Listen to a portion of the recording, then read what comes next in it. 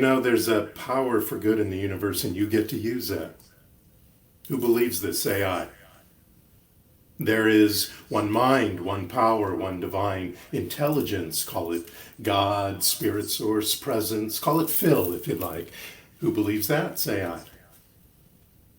Each of us is an individualization of an unlimited, unconditional loving power infusing with us and revealing in us that we are a part of that one mind. Who believes this? Say aye. Good. I can feel it. I don't have to hear you. I can feel it. But that is the truth. Mark Twain once said, the two most important days in your life are the day you were born and the day you discover why. And the truth is the why you are here. Now I can hear it now. You're saying, yeah, we get it. You say something like this every week, Rev J. So what? What's new? Well, I bring all this up because last week we declared our independence from all kinds of things that get in the way of our prosperity, our health, our peace of mind, our creativity, our fun. This week, I am here to declare that the war is over. What war am I talking about? Well, first let me read a quote from Emma Curtis Hopkins, the great teacher of teachers, from her book, The Radiant I Am. She says, I have let people and objects and activities come toward me and impinge upon me till I have been overpiled and mountain covered with thoughts. But now I know that I am at my own center, authority over and through my universe. This I am power is. I am here to spread my original nature abroad, till from me to the utmost stretches, all is through my divine ego, and only through my divine ego. Now, what does she mean by her divine ego? That's that vibration at the speed of the divine that we talk about. That is that entertaining God only in all of our thoughts and feelings and when we see people. I believe that it's time to end the fighting, the hardship, the hunger, the beatings, the killings, the disease, the famine, the theft, the anger. And I want everyone to put down your weapons of outrage, your ammo of anger and hate, because they've done us no good. They haven't advanced each and every one of us one iota of peace or serenity, only an abundance of continued conflict, aggression, fear, and sometimes pain. Who understands what I'm saying right here? Say aye. So I repeat, I am here to declare that the war is over. The war I am referring to is the war between yourself and yourself, myself and myself, and that with everyone else, everywhere else. Ernest Holmes said in his book, Science of Mind, The Science of Mind and Spirit, as it was originally called, if man takes his images of thought only from his previous experiences, then he continues in the bondage which those previous experiences create. If we talk about discord, we shall become more discordant. The more the world arms for war, the more certain it is that there will be war. So I ask you, what arms are you bearing? What wars have you been fighting? Your family history, some future illness because of your DNA, that not good enoughs? Are you stuck in the must-dos or the must-bes? Is it somebody said? Or is it about your judgments Is that what you're warring about? The judgments you have, the biases you have, the prejudices you have, maybe somebody with tattoos, extreme left or right wingers, LGBTQ folk, phobias that you might have of origin, race, creed, spiritual philosophy of another. Anybody recognizing any of this in their life, say aye. Now, I know, I totally get that we like this kind of stuff to stay hidden. But as it is hidden, so the war continues with guilt, shame, illness, anger, disharmony, dysfunction, disappointment, hate, just generally the disintegration of spirit, of our spirit. Not the greater spirit, not the divine, that is always there, but the disintegration of our expression of the spirit in an intentional way. We must stop warring with our upbringing, our parents, the one who did us wrong, our society, our history. What I'm doing right now is I am doing the kick in your pants so that each and every one of us, including myself, take off the blinders. Now, I'm not saying that this world doesn't have work to do for the climate, for the disadvantaged, the mistreated, but when we focus on the wrong or the wronging of it, we end up inviting more of it because that's what we're focusing on. And that's what the universe hears and sees and listens and finds and absorbs, is that focus on the wrong or the wronging. And I'm not saying stop protesting, changing laws, changing minds. I'm saying our minds must be changed and the anger must end. Now, I mean no disrespect or judgment to people and organizations fighting for justice, equality, and rights. That must continue. But I say it's time for all of us to take the next step. Because with hate and anger, we have incarcerated our love of peace and justice and equality and rights. In order to shift paradigms and beliefs of the ignorant and misinformed, we must shift ours. To shift others' consciousness, we must shift ours. We cannot impact individuals who are currently incarcerated by their ignorance and prejudice until we know ours. Impact ours. How do we bring this to those who experience PTSD and feel trapped by their traumas? By releasing our traps and traumas. How do we turn hate and anger into love, calm, and peace? By turning ours. What happens to one part of God in some way happens to all of its parts, all of us. Max Planck, who was a famous physicist, in fact, considered the founder of quantum theory, wrote in the 1940s, all matter originates and exists only by virtue of a force. We must assume behind this force the existence of a conscious and intelligent mind. This mind is the matrix of all matter. This divine intelligence is that which is within us. It is that energy, that force. And the force he's talking about is love. Unconditional divine love. An energy that is palpable and has been proven efficacious. Stop the war and come home. There's a show called Jeremiah. And I was watching it not too long ago, and I forgot the character who spoke it, but they spoke these lines, and it just struck me, and I wanted to bring this to you. And it said, if one guy with a bullet could change the world in a school depository in Dallas, or a hotel in Los Angeles or Memphis, how much more could one person with an idea, the right idea, change the world?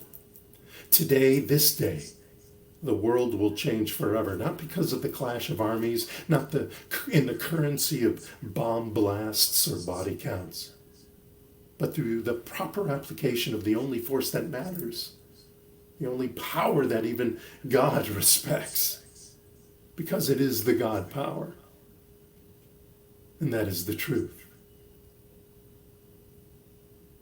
And the truth that J. Michael Straczynski was writing about is love. Love is that truth. Be at what you love, not what you hate. It's a powerful mindset of progression. Because when we are in hate, thinking that this hate and this anger and even this outrage, and I don't mean the initial anger or outrage at things in the world, but the continuous embodiment of this anger or outrage does not progress us. It's almost the one step forward, two steps back situation.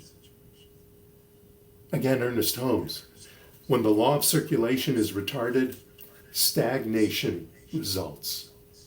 So the law of circulation mandates that we get what we give. So let's give love, not hate. Peace instead of anger. Stop the war. Seek ways to circulate your light. You know, Maya Angelou suffered a life of torment and darkness.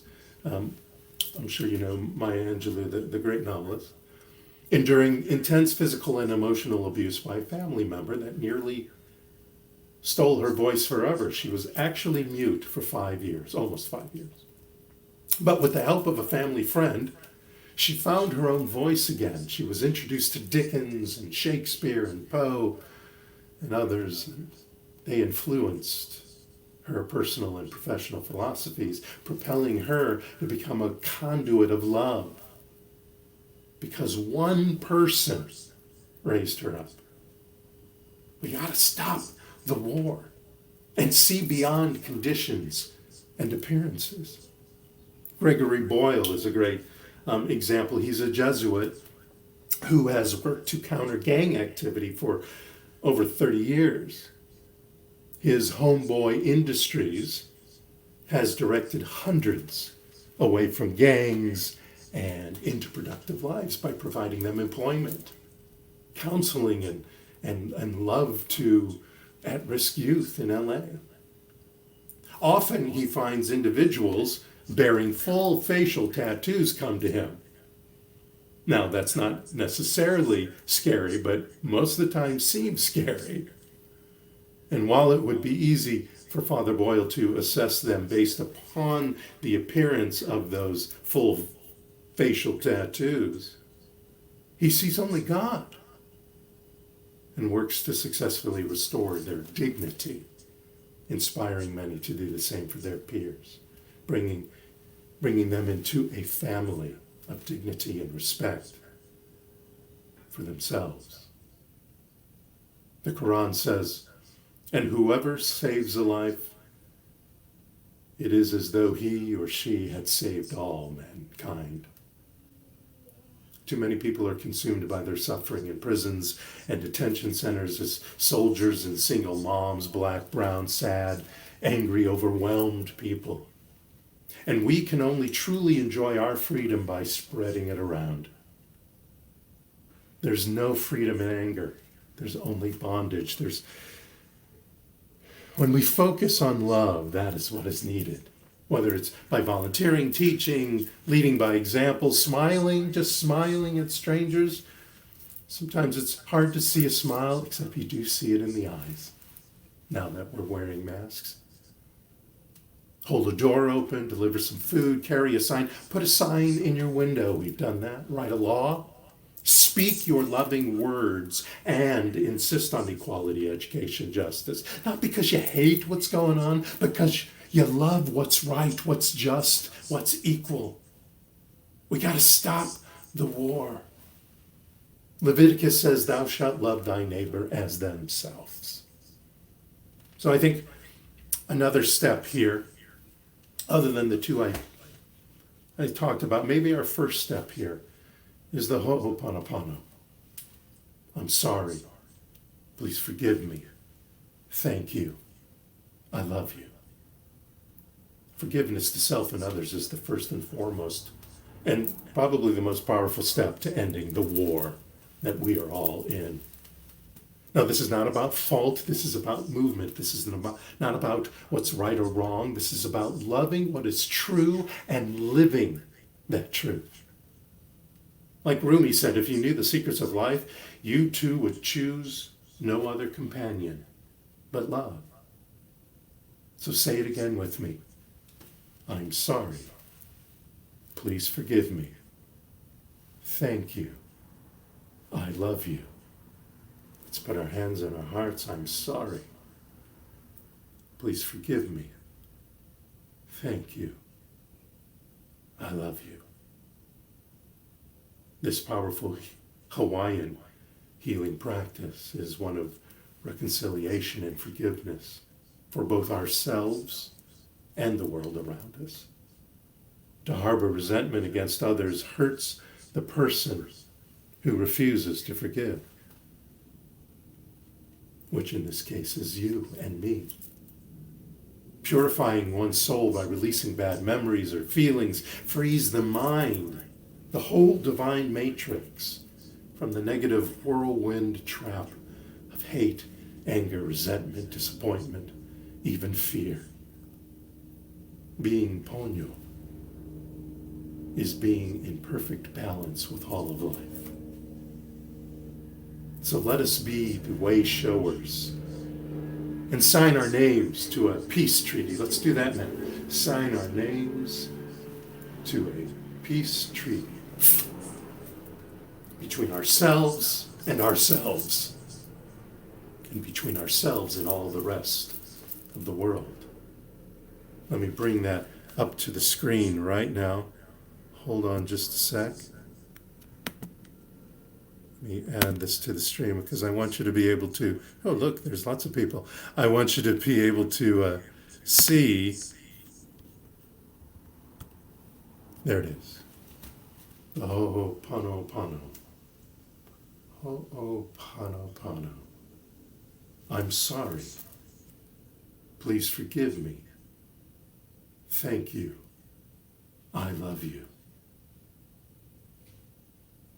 There's a wonderful story. You can find it on the internet. Maybe someday I'll bring it in. But there's a wonderful story of some great healing from a psychiatrist who used this at his work in a hospital, psychiatric hospital.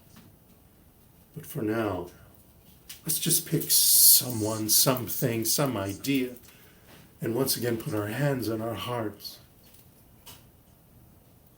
And thinking of that idea, maybe even the same idea or person that we thought about in our healing ceremony.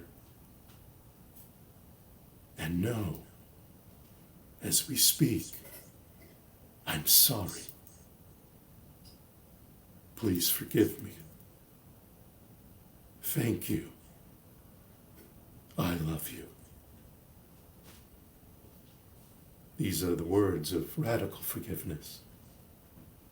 These are the words of knowing that love is what the divine teaches us. These are the words of reconciling with ourselves, forgiving ourselves as well as others. And the love that we speak is that divine love. That divine love that we share.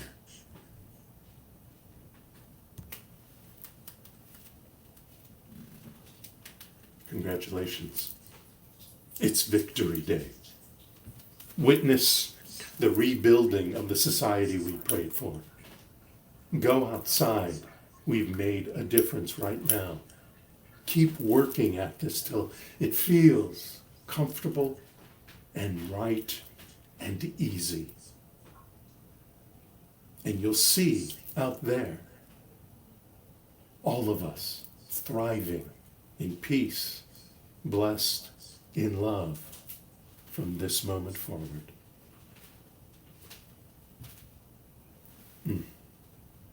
Let's say it one more time. Let me show you this. I'm sorry. Please forgive me. Thank you. I love you. Namaste.